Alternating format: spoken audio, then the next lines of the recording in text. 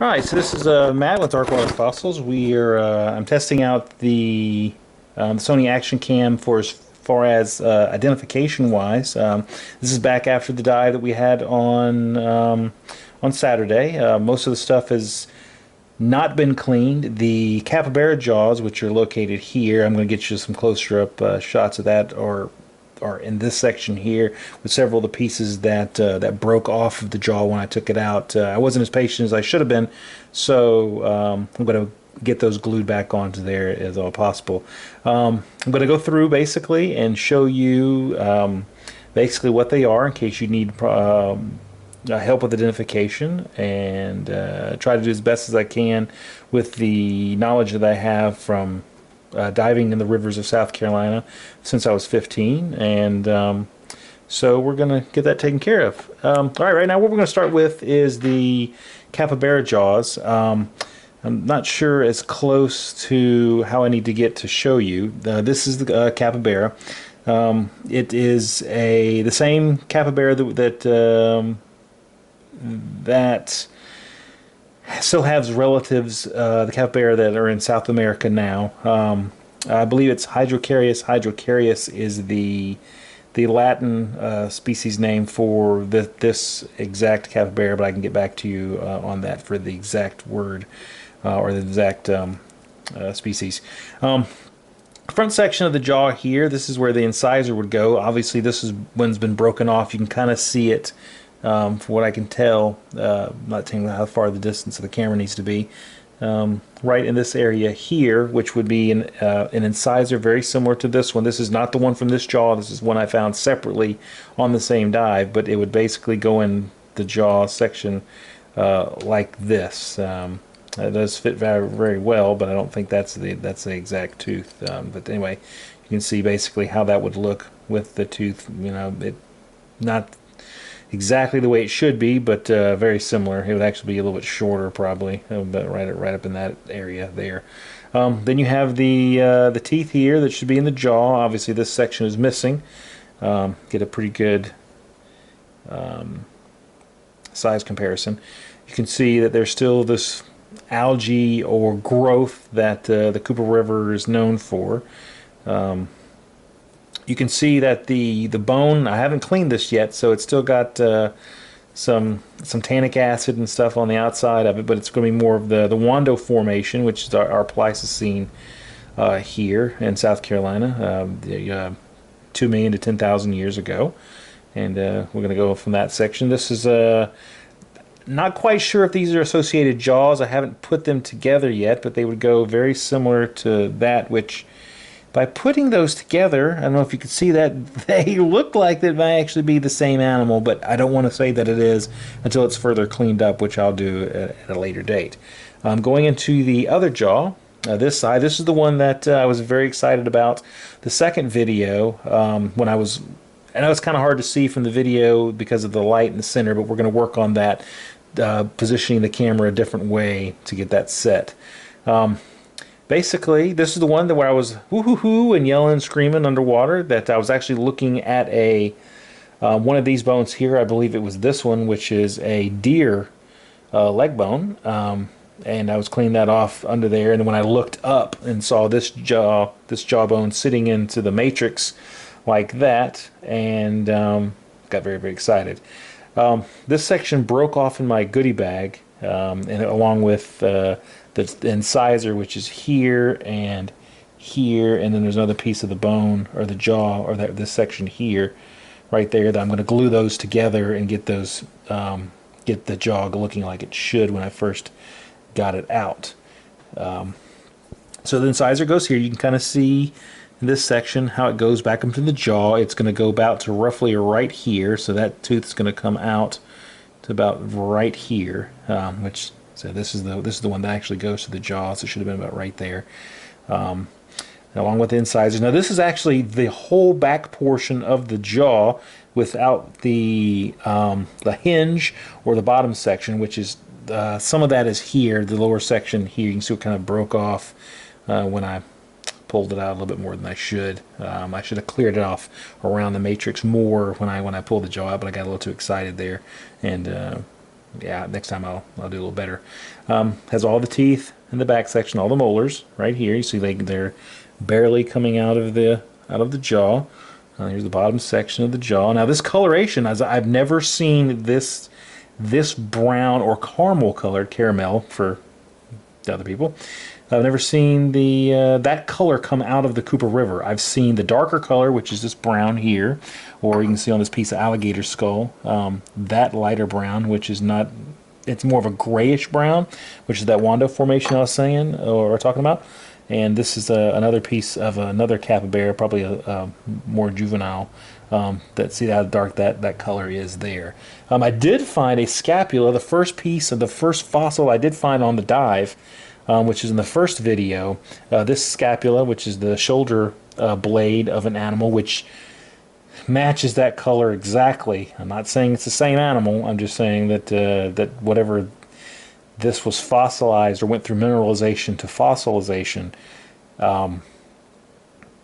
they were in the same piece or the same section area. So anyway, that's the capybara jaw or the jaws, along with the juvenile. We have, let's go to something else. Let's go to this. This is going to be a rib bone. To be as flaky as it is, it's kind of sand and other sediments and stuff like that on there. It's probably going to be dugong, which is basically a sea cow, the older sea cow, because of the weight and the way it bends out there. We find these a lot, just like this section to there of the dugong. And we have over here a camel vertebra. These are really, really cool to find just by the way they look. And I can go around there and kind of show you. I've cleaned this up just a little bit. There was stuff inside the holes there and here, but I've cleaned that up just a little bit. Now this would be you'd have like a spire coming off of here, and then other sections there. Of course, if you have any questions, please leave in the comments, and I can continue on to there. Some other sections. This is actually going to be, if you look at the capybara molar teeth in the lower section of the jaw, you can tell that they're smaller. They come in smaller segments. Like this section here is one section of tooth. This is another section. This is another section. This is another section.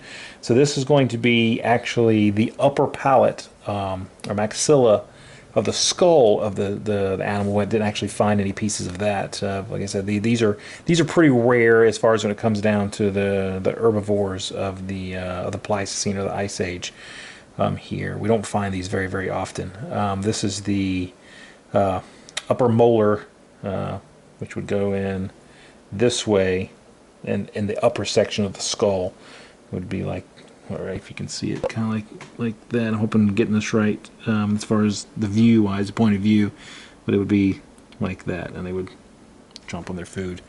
Some other smaller sections of teeth that we found, or I found, on that dive. Let's see here. And then the deer bones. These are deer leg bones.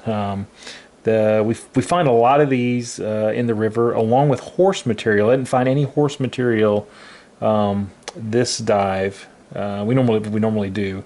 That's what they look like. Deer leg bones. Then I have, I believe, a tibia.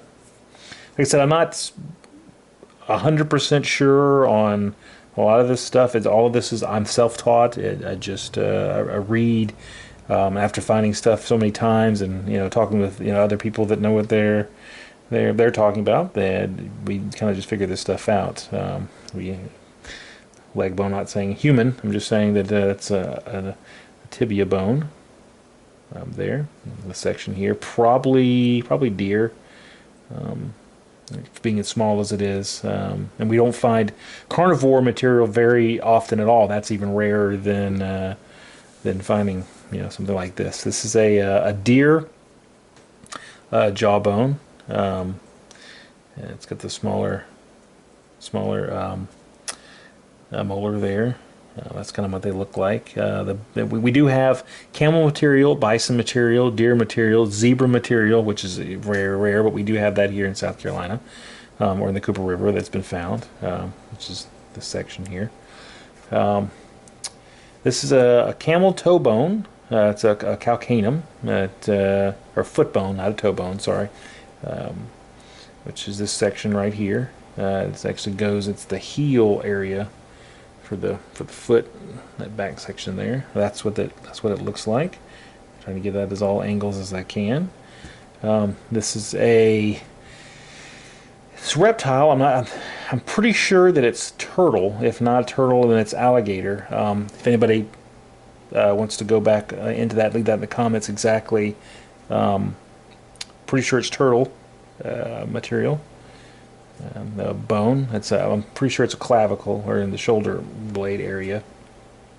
So that is, they kind of have that little weird, kind of like a spoon, I guess you could say. Eating with a spoon in there. And then this section here, it's a piece of mastodon tooth. It's enamel. You find a lot of the pieces because they're broken up in whatever, they've been sitting in the matrix or in the ground for so long, they kind of crack up and break up and stuff like that. Excuse me. This is pretty interesting. Dad and I, Joe, you saw him in the first video with us in the boat before we got in the water. This right here is very, very interesting because for the longest time, we thought that during the colonial times, they were taking glass and molding them into these balls and using these for shot, because they just didn't have any metal at the time. You know, they'd run out of lead or whatever, and they were using these to shoot. I know it didn't make sense because they would shatter in the barrel or whatever else, but that's just what we thought because we couldn't find anybody that knew anything as far as what these were. The last fossil show we were at Cypress Gardens in January, we got to actually speak with somebody that knew what these were.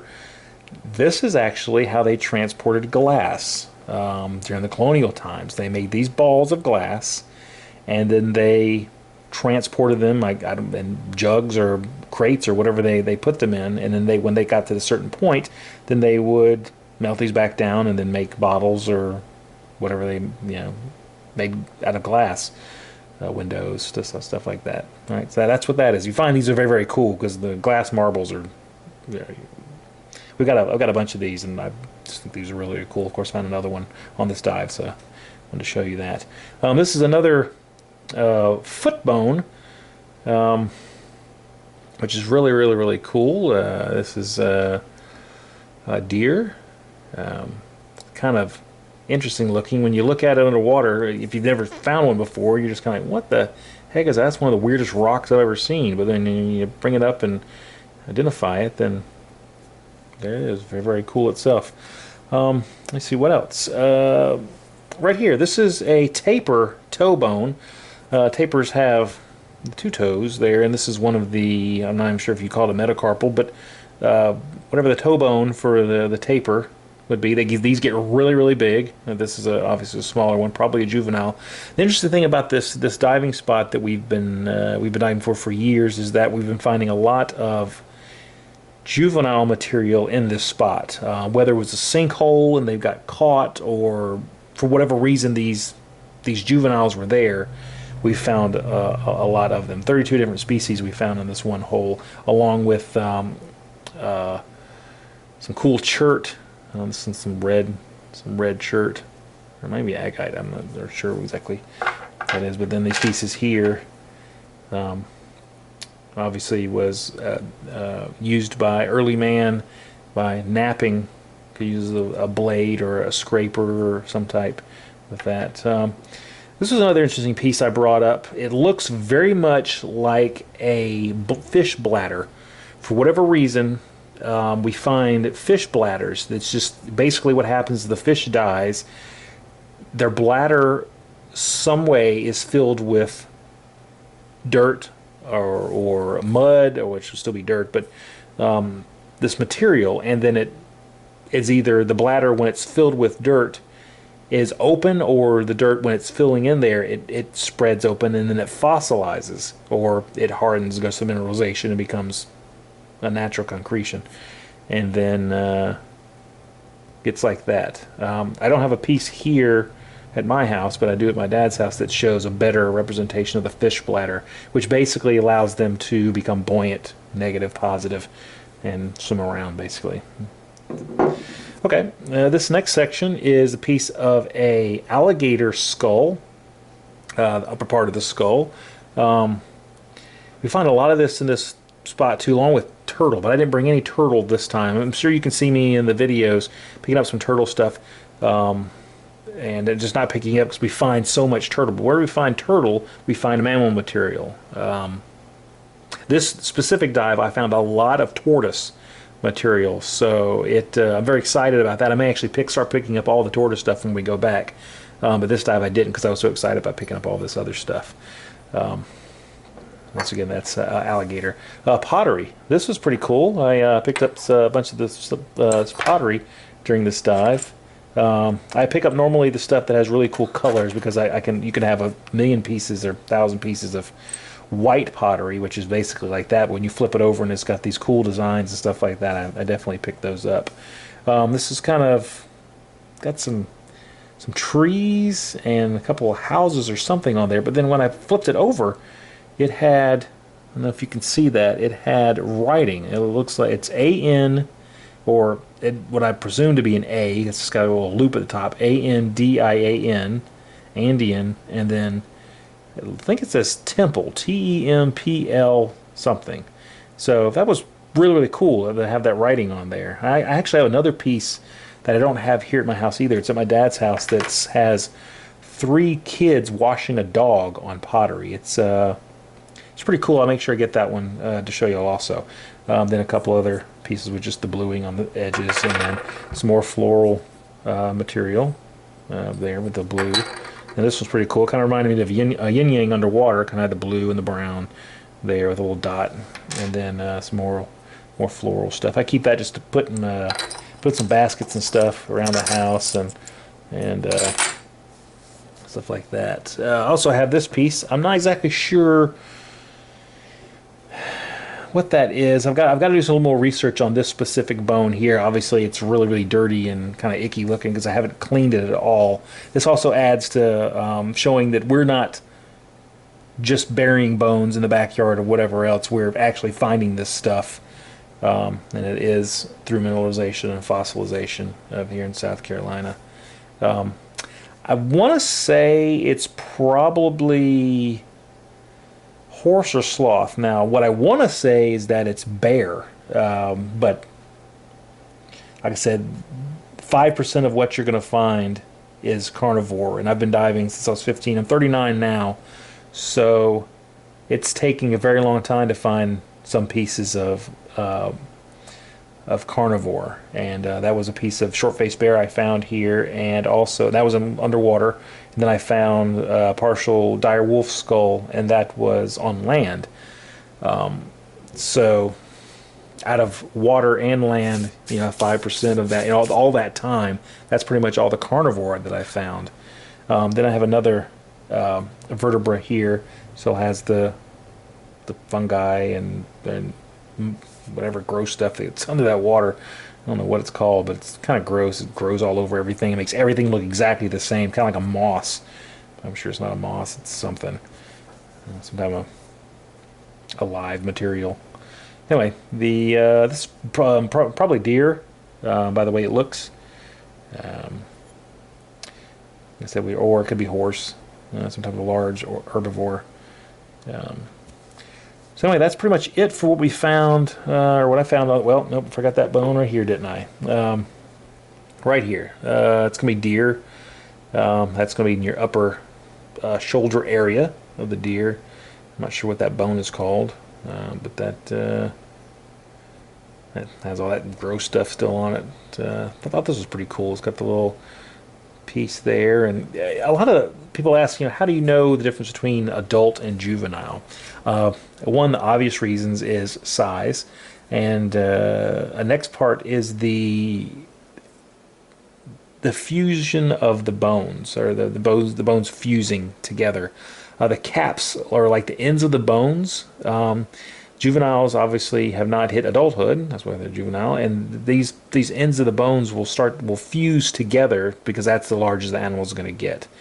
And when they don't, or when they are not on there, when we find them, they're flat. I don't know if I think that's just broken off from being a section or being in the dirt. I don't know if I even have a piece that can show you that, but anyway, this section here would be off, or you'd find that piece just by itself. You mostly find that more on land than you do underwater because of all the sand and whatever. It's basically sandblast everything, but you'll find these sections missing or separate in the area, and you know that's a juvenile because these sections have not fused to the ends together.